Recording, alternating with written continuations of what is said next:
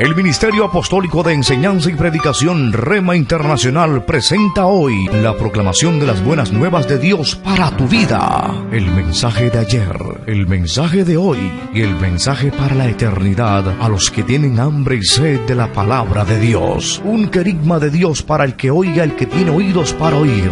Escuche el dabar del Eterno a las naciones. Ahora es el tiempo para recibir el rema del Espíritu Santo a tu espíritu. Escuchemos con fe la memra del Señor para el alma. Y tenemos como base Apocalipsis capítulo 14, verso 14 al 20. Dice la palabra de Dios: Miré, y he aquí una nube blanca, y sobre la nube uno sentado, semejante al Hijo del Hombre, que tenía en la cabeza una corona de oro, y en la mano una hoz aguda. Y del templo salió otro ángel clamando a gran voz al que estaba sentado sobre la nube: Mete tu hoz y ciega, porque la hora de cegar ha llegado, pues la mies de la tierra está madura. Y el que estaba sentado sobre la nube metió su hoz en la tierra, y la tierra fue cegada. Salió otro ángel del templo que está en el cielo, teniendo también una hoz aguda. Y salió del altar otro ángel que tenía poder sobre el fuego, y llamó a gran voz al que tenía la hoz aguda, diciendo: Mete tu hoz aguda, y vendimia los racimos de la tierra, porque sus uvas están maduras. Y el ángel arrojó su hoz en la tierra, y vendimió la viña de la tierra, y echó las uvas en el gran lagar de la ira de Dios. Y fue pisado el lagar fuera de la ciudad, y del lagar salió sangre hasta los frenos de los caballos, por 1700 estadios. Vamos a orar, porque este es un pasaje que está narrándonos un acontecimiento que aún no ha sucedido, y tiene bastante figura retórica. Recuerde que esa es la forma como Dios nos enseña su palabra. Padre, gracias te damos por esta palabra, por este pasaje. Gracias por darnos tu palabra. Y gracias por darnos a tu Espíritu Santo. Enséñanos, guíanos, Señor, y permite que a través de esta profecía muchos corazones puedan ser iluminados, sanados los hogares. Permite, Señor, que a través de la exposición de tu palabra el entendimiento sea alumbrado, porque lámpara es a nuestros pies tu palabra. Gracias te damos en Cristo Jesús. Amén. En este pasaje, que hace parte de la visión que Dios le está dando, de las 4 visiones que conforman todo el libro del Apocalipsis, al apóstol Juan, vemos cómo Dios tiene el control de todo lo que acontece en la tierra. No hay nada de lo que suceda en la tierra que esté por fuera del control de Dios. Sí es posible que hayan cosas que sucedan y no son la voluntad perfecta de Dios, pero todo lo que sucede lo permite Dios. Algunas cosas sí son la voluntad perfecta de Dios. Hablo de lo que sucede en el mundo entero. Pero hay cosas que Dios permite que pasen, pero Él no las aprueba. Por eso es que vemos que en este mundo hay prácticas, leyes y hábitos, costumbres de algunas culturas que son antibíblicas, pero Dios lo permite. ¿Por qué? Porque Dios siempre tiene el control. Dios siempre tiene la última palabra. Todo lo que sucede en el mundo, de una o de otra forma, está bajo el control de Dios. Lo mismo pasa con la vida de cada uno de nosotros. Si Dios es el Señor de mi vida, si Él gobierna tu vida, entonces todo lo que sucede en tu vida, incluso aquellas cosas que no te gustan, Él las permitirá para tu bien. Aquellas cosas que sí te gustan son parte entonces de la perfecta voluntad de Dios en tu vida. Pero nunca olvidemos, Dios siempre tiene el control. De esta manera hemos llegado a este pasaje en el que se nos habla de un acontecimiento que todavía no ha sucedido. Este es un gran evento a escala mundial que no ha sucedido. Han sucedido algunas similitudes, pero no a escala mundial y tan poderosa como está descrita en este pasaje. En este pasaje estamos viendo lo que es la batalla de Armagedón, y la vamos a ver en su primera parte porque el libro del Apocalipsis da más detalles de esta batalla, que es la última de esta gran guerra que está librando el pueblo de Dios con las tinieblas. Y en las tinieblas se manifiestan a través de aquellos que no creen en Dios, que se burlan de Dios. En este mundo hay dos grupos de personas. Están los que hacen la voluntad de Dios y los que no hacen la voluntad de Dios, sino la voluntad del enemigo. Entonces, nos toca a todos tomar partido, hacernos parte de uno de estos dos equipos. Somos parte de uno de estos dos ejércitos, o del ejército de las tinieblas, o del ejército de la luz, que es el ejército de nuestro Señor Jesucristo. Observemos entonces lo que nos dice la palabra con respecto a este pasaje en el que se comienza a describir la batalla de Armagedón que va a suceder en los últimos días de la gran tribulación. No de este tiempo, sino de la gran tribulación. Recuerde que la gran tribulación es un período descrito por el Señor Jesucristo en los evangelios y que consta de un tiempo que hemos calculado de acuerdo a muchas profecías bíblicas que va a durar 7 años y que estará distribuido en 2 periodos. El primer periodo es de 1260 días y el segundo igual. En total son 7 años en los que se va a derramar sobre esta tierra el juicio de Dios, con el objetivo de expulsar a Satanás y toda su horda de demonios que hacen su trabajo de maldad en este mundo. Así que en ese tiempo se va a desarrollar esta gran batalla que está descrita aquí, y no es la única descripción, pero hoy vamos a ceñirnos a lo que dice este pasaje. En primer lugar, les invito a identificar la alegoría de la hoz y la viña de la tierra. Recordemos que Dios enseña por medio de la retórica. Es como la forma de enseñar con plastilina.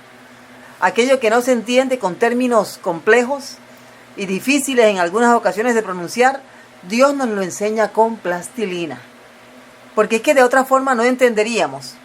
De otra forma habrían muchos significados abstractos, no entenderíamos.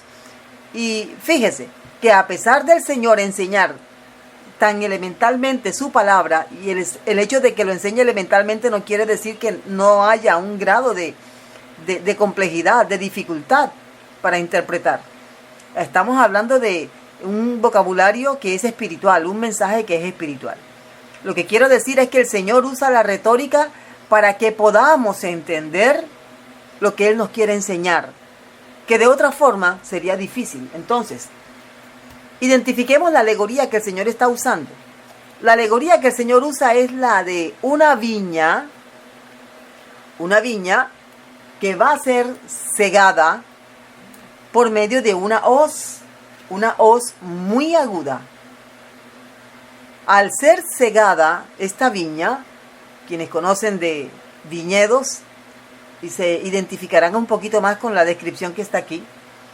Al ser cegada esta viña, que es un plantío de árboles de uvas, de donde se cosecha la uva para hacer vinos, extraer uvas para diferentes usos comestibles. Eso es lo que es una viña. Y el Señor está comparando los ejércitos de este mundo, y ya me estoy aquí adelantando, con una viña que tiene uvas maduras y que ya necesita ser cegada. Esa es la alegoría. Entonces, la alegoría contiene la expresión, si usted lo puede contar, fíjese, mire cuántas veces aparece la palabra hoz. 1, 2, 3, 4, 5, 6 veces, por lo menos aquí cuento, que aparece la palabra hoz, solamente en los versículos 14 al 20. Y la hoz, me imagino que usted de pronto viene a su mente una figura caricaturesca, de caricatura, pues que es como una carabela que tiene una especie de sotana, un manto negro encima y tiene una hoz. La hoz pues normalmente sirve para cegar el trigo, la cebada y va cortando cabezas o va cegando vidas. Hay muchas historietas, caricaturas acerca de la muerte que va con una hoz cegando vidas. De pronto esa es la imagen que usted tiene en el momento, porque así es como se hizo famosa la imagen de la muerte. Bueno, no está tan lejos de lo que está diciendo aquí el pasaje bíblico. Es la muerte para todas esas naciones que se van a levantar contra Israel en ese tiempo final. Entonces tenemos la hoz aguda, tenemos la viña, que es un plantío de árboles de uvas. Si entendemos los elementos de la retórica que Dios está usando aquí, del lenguaje figurado, vamos a entender también el significado de lo que va a acontecer. Y vamos a poder incluso tener más cuidado en nuestra vida espiritual de cómo actuamos, cómo hablamos, cómo hacemos las cosas. Porque aquí hay un mensaje poderoso para todos, para la iglesia, para la familia, para Israel.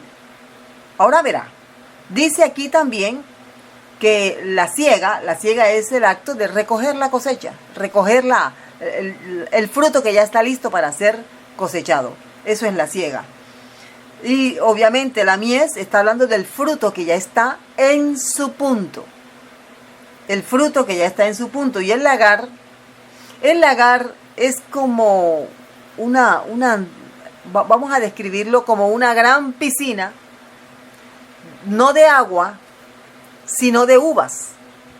Antiguamente, después de cosechar los racimos de uvas, se arrojaban en esa enorme piscina y diferentes personas, pues quiero decir con los pies limpios, se metían en esa piscina llena de uvas y comenzaban a pisar, a machacar, a estripar las uvas contra el suelo, y en la medida en que ellos iban pisando, machacando, estripando las uvas, el jugo de la uva, todo iba saliendo por una abertura que conducía el jugo propiamente a un enorme tanque de madera.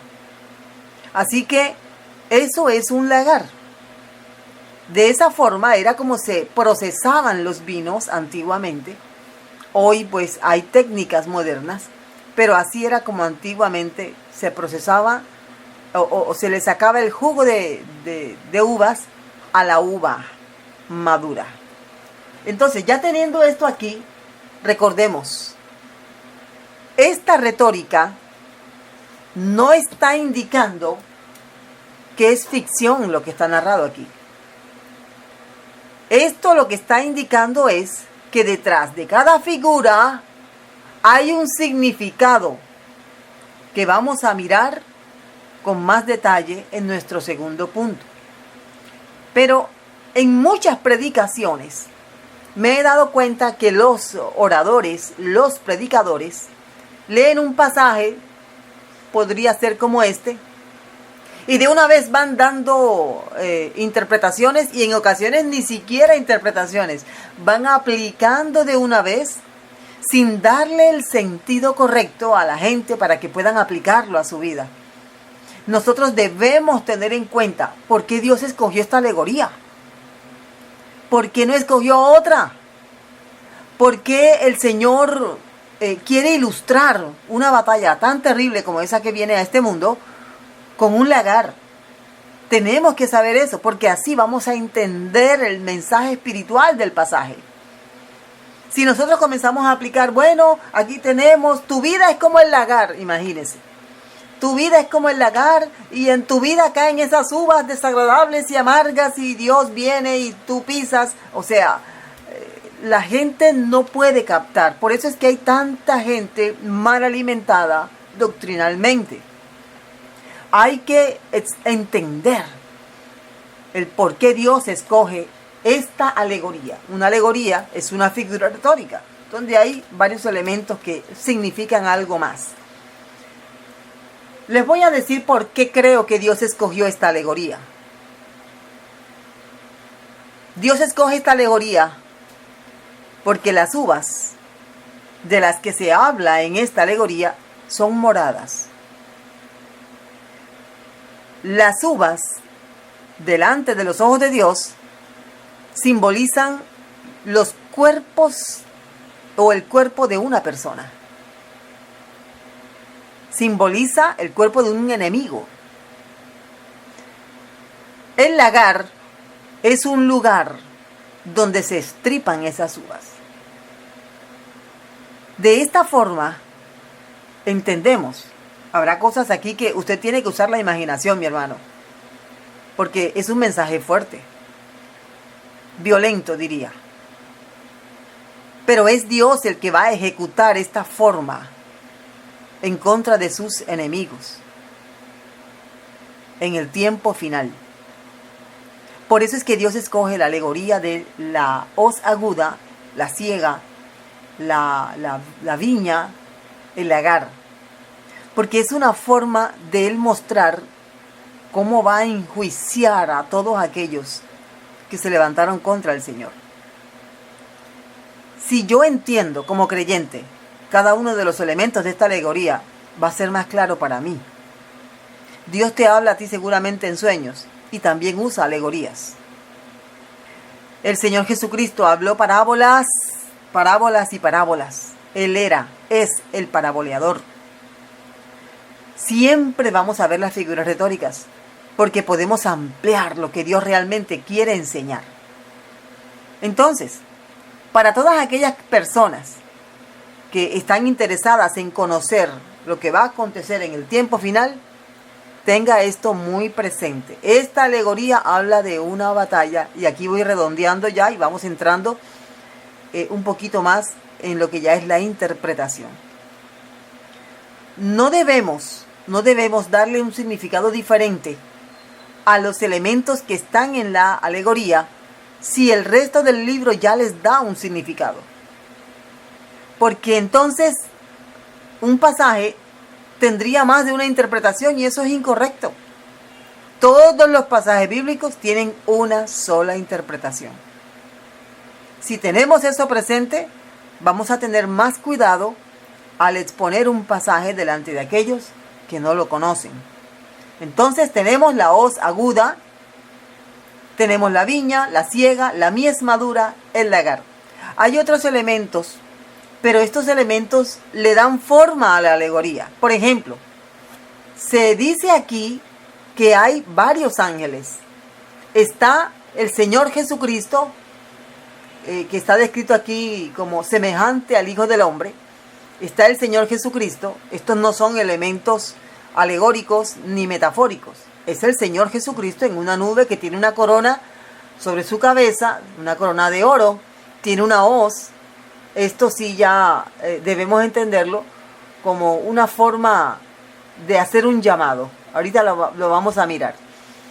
Este templo que está mencionado aquí en el verso 15, si usted va siguiendo conmigo, este templo es el templo que está en el cielo. El templo en el cual salen los sellos, las trompetas, los ángeles con las trompetas. Ese templo donde el Señor Jesucristo llevó su propia sangre para completar nuestra redención. Y dice que sale un ángel clamando a gran voz, sale otro ángel y sale otro ángel. En total hay 3 ángeles que salen de ese templo, que es el modelo que Dios le mostró a Moisés para que él llevara a cabo una maqueta aquí en la tierra muy parecida a lo que había en el cielo. Estos elementos no son metafóricos. Los ángeles son agentes de juicio de parte de Dios en este pasaje. Está el Señor Jesucristo en una nube. Tenemos que entender que esta es la segunda venida de Cristo en gloria por ese pasaje. Y lo demás sí ya tiene un significado alegórico que vamos a mirar ahora en nuestro segundo punto. Observe que los ángeles tienen una tarea durante el tiempo de la gran tribulación. Esa tarea podemos usar un pasaje aparte del libro del Apocalipsis. Mateo capítulo 13, verso 40. Aquí el Señor, fíjese que está narrando una parábola, la parábola del trigo y la cizaña. Y el Señor Jesucristo, para dar una claridad de qué va a pasar cuando el trigo y la cizaña sean cosechados y se pueda distinguir el trigo porque tiene fruto y la cizaña porque no tiene fruto, dice el Señor aquí de una forma clara. Aquí refiriéndose en el verso 41 de Mateo 13, enviará el Hijo del Hombre, fíjese, a sus ángeles. Esto no es retórica, esto es literal. Recogerán de su reino a todos los que sirven de tropiezo. Aquí no hay retórica. Y a los que hacen iniquidad, los que hacen maldad. Mire usted. Y los echarán en el horno de fuego. Allí será el lloro y el crujir de dientes. Esta parábola, que es la parábola del trigo y la cizaña, aquí el Señor Jesús da un poquito de luz con respecto a la tarea de los ángeles durante el tiempo final, cuando sean separados todos aquellos que hacen papel de cizaña de los que son trigo realmente. Los ángeles tienen una actividad poderosa durante este tiempo. Será algo muy, muy movido, la vida de o la actividad de los ángeles durante el tiempo final. Miremos la hoz aguda, que es uno de los elementos que menciona en varias ocasiones el pasaje que tenemos aquí de Apocalipsis 14. La hoz aguda simboliza el llamado a las naciones enemigas de Israel para que se reúnan en un lugar señalado, un lugar específico. La hoz es para cortar el trigo, cortar la cebada, cortar incluso los pastizales que son altos. Para eso, la hoz, que es una especie de machete, pero curvo, tiene que estar muy afilada, de lo contrario no corta nada. De esta forma, el Señor está haciendo entender a su iglesia, a su pueblo, que Él es el que va a hacer que estos ejércitos se reúnan. ¿Qué tipo de llamado va a usar el Señor? Es un tipo de llamado que implica muerte. ¿Para qué los va a reunir? Para acabar con ellos. ¿Y cuál es el objetivo por el cual ellos se van a reunir? Porque quieren borrar a Israel de la tierra. Así que la forma en la que el Señor Jesucristo está enseñándonos que va a llamar a todos los ejércitos enemigos de Israel es a través de una hoz. ¿Qué significa esa hoz? Significa muerte. Van a ser cortados de sus tierras y van a ser llevados, trasladados a la tierra de Israel o cerca de Israel para intentar borrar a Israel. La siega. Miremos la siega. La siega ya es propiamente la reunión de naciones alrededor de Israel. Observe usted que esta reunión de naciones ya empezó. Las naciones ya están reunidas. Ya las naciones tienen un lugar donde se reúnen, están organizadas. Y estas naciones no son amistosas con Israel. En la mayoría de los casos, las naciones que se han mostrado hostiles hacia la nación de Israel, que es la nación de la que se habla en el Apocalipsis, el pueblo de Dios, todos estos enemigos están reunidos allí. Una de las formas, como dice la Biblia, que se reúnen ellos, escogiendo un lugar, haciendo leyes, escribiendo leyes, para poder ellos llevar a cabo sus guerras. Hay mucho dinero de por medio en esta en esta campaña. En el Salmo 83 hay una mención a todos aquellos que se van a reunir precisamente por el Señor en contra de Israel. Aquí por lo menos está el modus operandi de estas naciones enemigas de Israel. Dicen ellos en sus reuniones en las que ellos tratan de borrar a Israel. Recuerde que las consignas islámicas que enseñan a los niños tienen que ver con la destrucción de judíos, destrucción de la nación de Israel. Independientemente de que Israel no haya reconocido a Jesús como su Señor, como el Salvador, como su Mesías, la Biblia me llama a respetar esta nación, respetarla. Hay cosas que no están correctas, eso es cierto. Pero en toda la palabra de Dios, el Señor deja claro que su nación escogida, su pueblo escogido, nunca será desechado, nunca será borrado. Ese es el motivo por el que Satanás, recuerde la enseñanza de Apocalipsis 12, el dragón, persigue a Israel, que es la mujer con la corona de 2 estrellas, persigue con el deseo de dañar, destruir, devorar. Y nosotros, como Iglesia de Cristo, no podemos ser parte de esa cantidad de gente, de esas naciones que persiguen a Israel. ¿Por qué? Porque Israel es descendiente de un hombre llamado por Dios. Ese hombre se llamaba Abraham.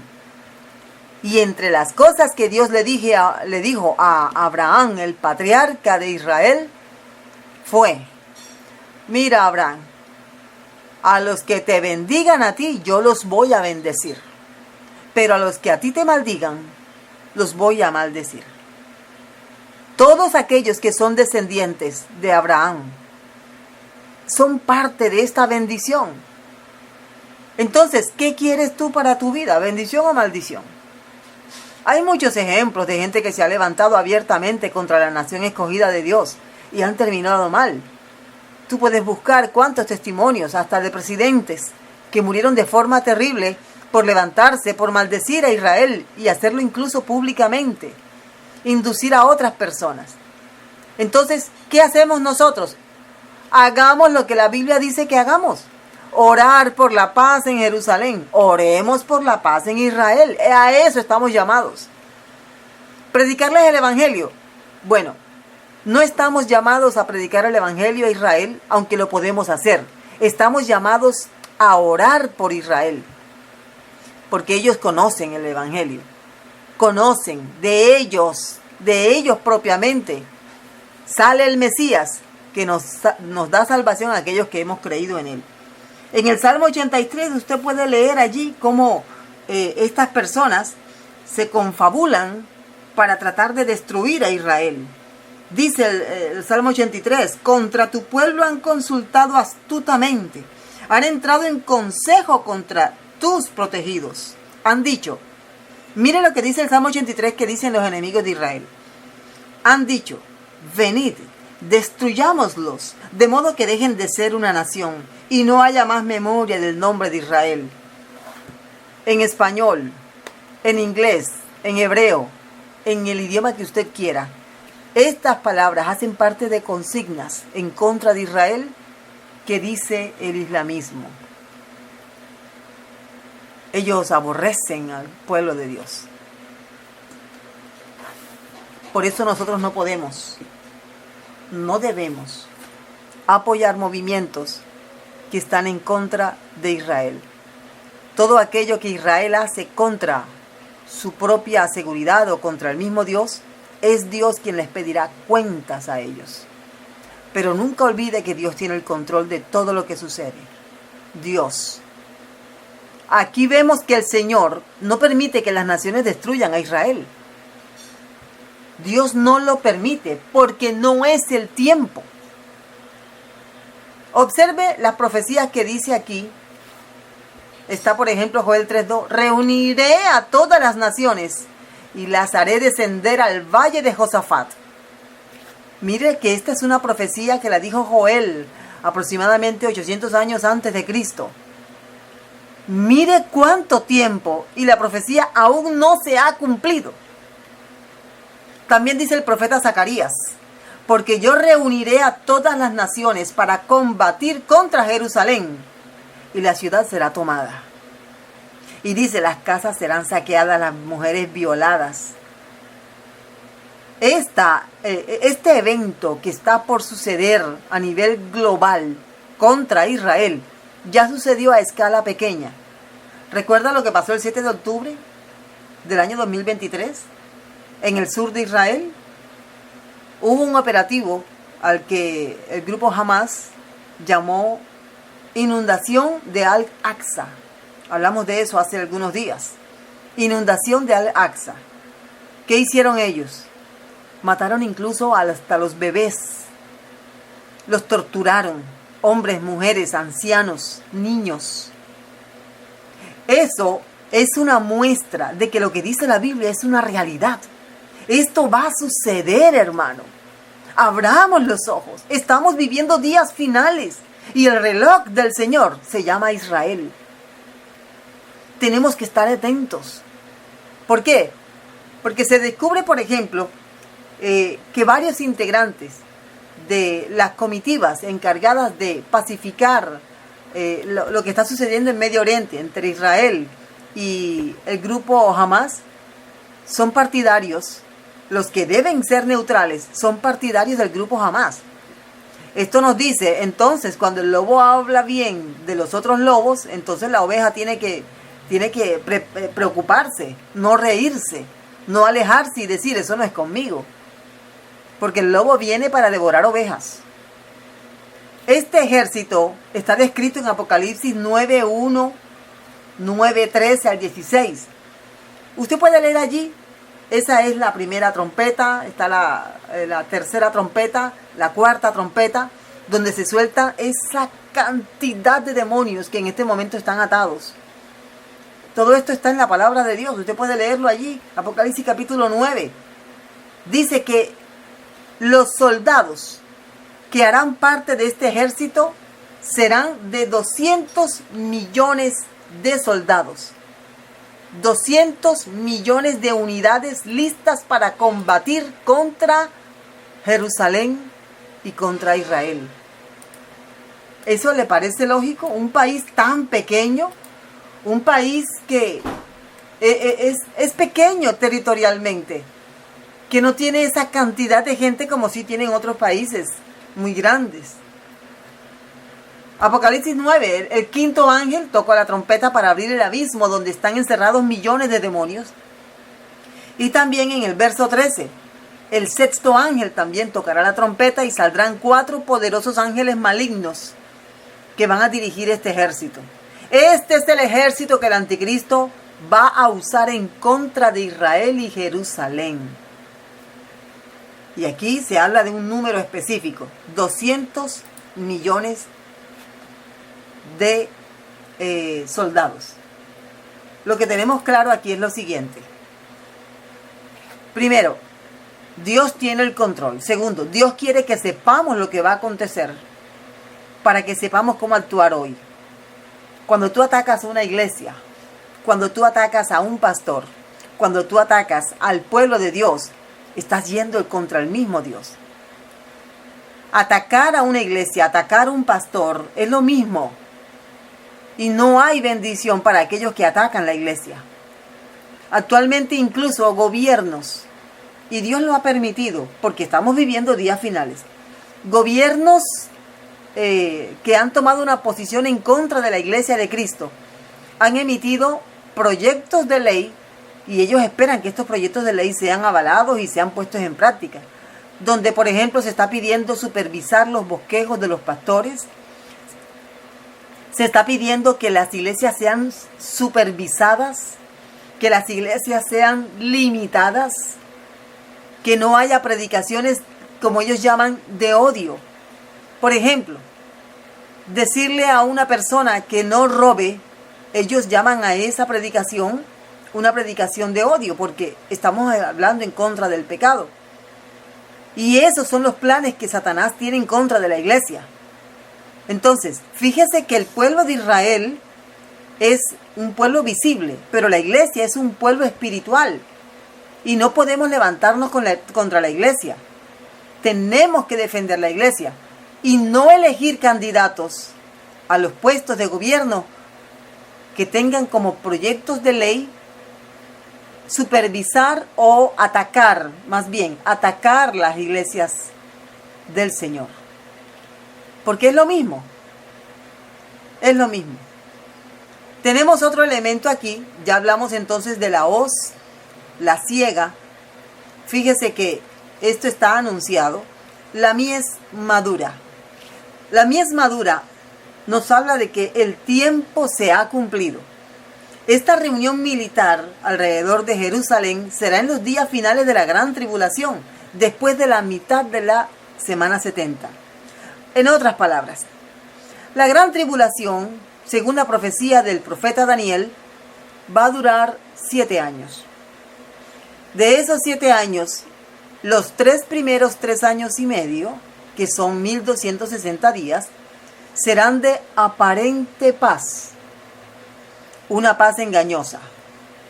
Cuando digan paz y seguridad, en la mitad de esos 7 años se levantará el anticristo como realmente él es. Exigirá sentarse en el templo de Dios, que él mismo va a construir en Israel, por cierto. Y cuando él haga esta acción en su gobierno político, en su gobierno mundial, Israel se va a dar cuenta de que él no es el Mesías. Comenzará una persecución encarnizada en contra del pueblo de Israel. Por este motivo, el anticristo se enojará tanto contra Israel que su única solución, y fíjese, detrás de todo esto está Dios, será borrar a Israel del mapa. ¿Qué le parece? Imagínese, solamente una persona sin Dios puede pensar que puede vencer a Dios y a su pueblo escogido. Pero ellos creen que sí podrán. ¿Por qué van a pensar que sí podrán eliminar a Israel? Porque tendrán aproximadamente 200 millones de soldados, solo soldados. Las máquinas de guerra, las armas especializadas de última tecnología que tendrán en ese entonces. Ellos se van a reunir en contra de esta pequeña pero poderosa nación. Tengamos presente algo. Ese tiempo en el que se va a cumplir la madurez, o sea, cada persona que se levanta contra el pueblo de Dios no puede ir más allá de lo que Dios le permita. Han habido ejércitos que han tratado de destruir. Constantemente están disparando hacia esa tierra, pero no pueden hacer más. En cambio vemos cómo el pueblo de Dios se arma y han logrado desbaratar ejércitos, como dice la palabra de Dios.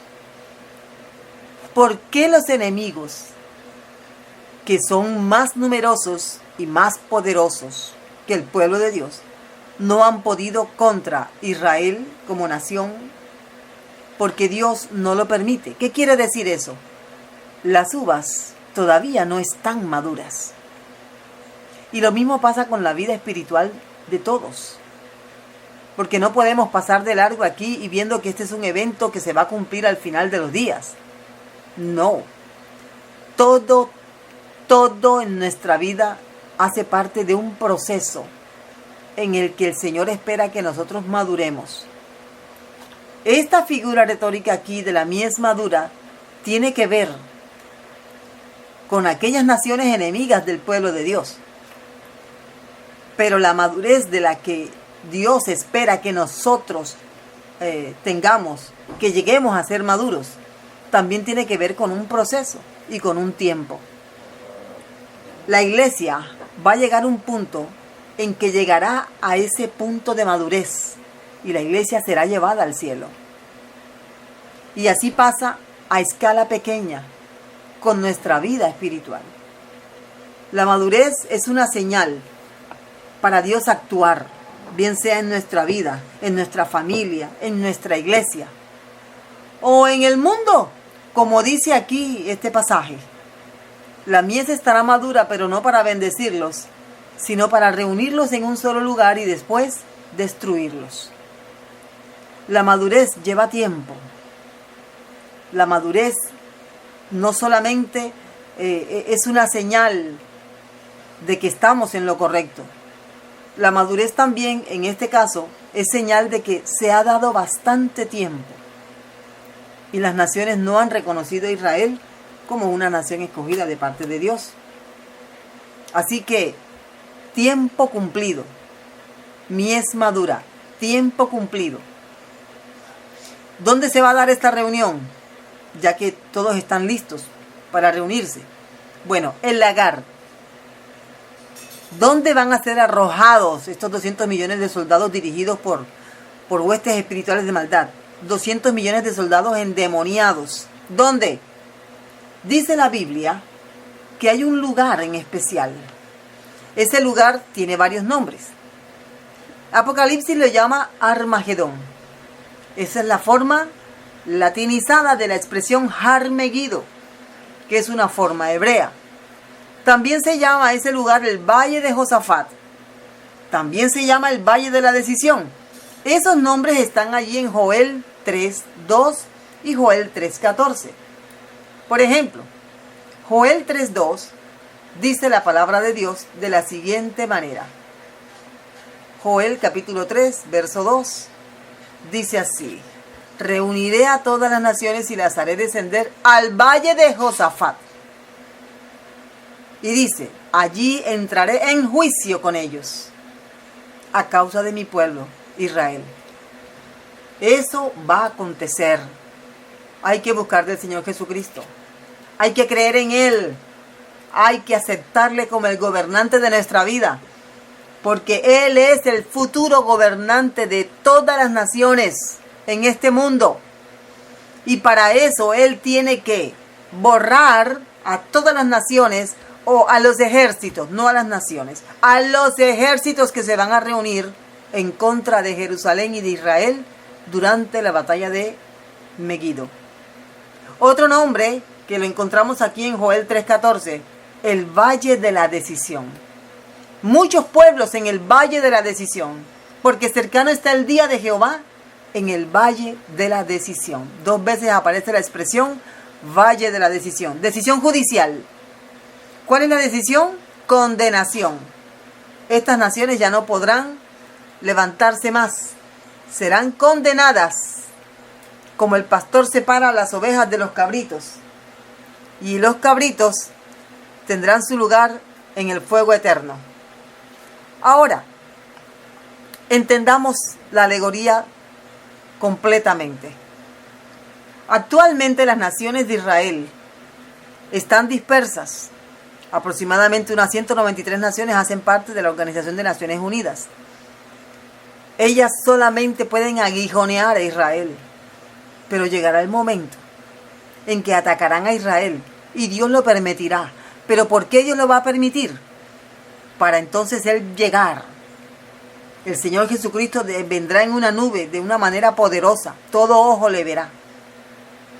Hay una antigua tradición, práctica más bien, en la que todos los gobernantes de las zonas desde Grecia a Roma viajaban largas distancias para consultar a la pitonisa de Delfos, una famosa pitonisa, una bruja muy poderosa, a la que los políticos en ese tiempo consultaban. Observe el detalle porque vale la pena que tengamos esto en cuenta. Ella era considerada como el ombligo del mundo.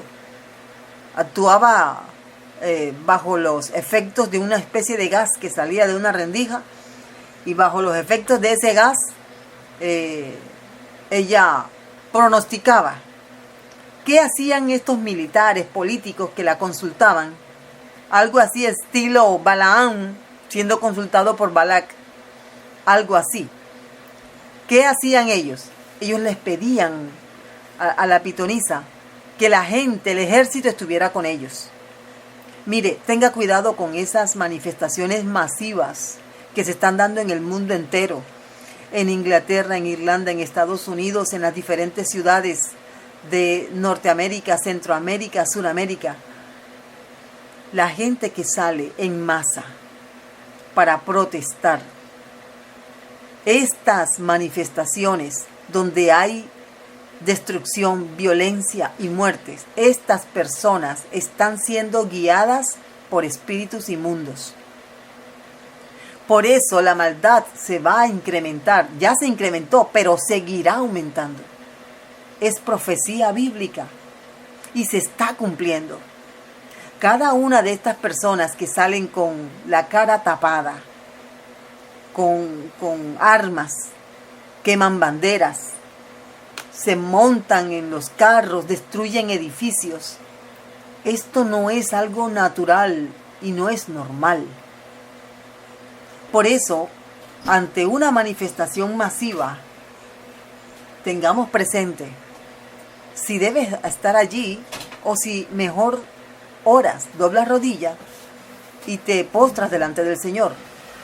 Porque esas manifestaciones masivas de multitudes llenas de ira, molestas, no están guiadas por Dios. Están guiadas por espíritus inmundos.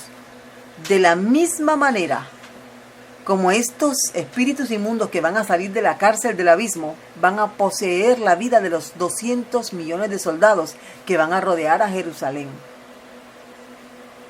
Tengamos eso presente porque hacia eso va dirigido.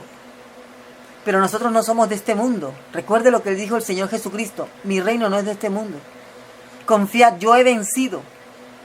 Por eso hay que permanecer firmes en el Señor, pase lo que pase. Defender nuestra fe en Jesucristo y lo que Él dice en su palabra con respecto a su pueblo Israel. Porque lo que está profetizado para cumplirse, se cumplirá al pie de la letra. Padre, gracias te damos. Te rogamos, Señor, por los gobiernos de este tiempo. Sabemos que cada gobierno está dirigido por hombres y mujeres. Muchos de ellos no creen en ti. Muchos de ellos aborrecen a tu pueblo, Israel. Señor, abre sus ojos. Ayúdales, Señor, a ver. Permíteles ser librados de esa influencia que viene de las tinieblas, Señor, para dañar. Guarda, Señor, a los gobernantes de nuestro país, de los países vecinos. Señor, no permitas que las tinieblas sigan ganando terreno en este tiempo, porque tu iglesia está aquí predicando, Señor. Oramos por la paz en Jerusalén. Oramos por la paz en Israel, Señor. Guarda tu pueblo, guarda tu iglesia, Señor. Y haz notorio tu poder. Te lo estamos rogando, Padre, en el nombre de Cristo Jesús. Amén. El Ministerio Apostólico Rema Internacional pone a disposición esta predicación. Ofrecemos ministración a simposios, seminarios, campañas evangelísticas, educación globalizada sana y de carácter interdenominacional. Escríbanos a ministerioremainternacional@gmail.com o llámenos al celular 316-270-7181.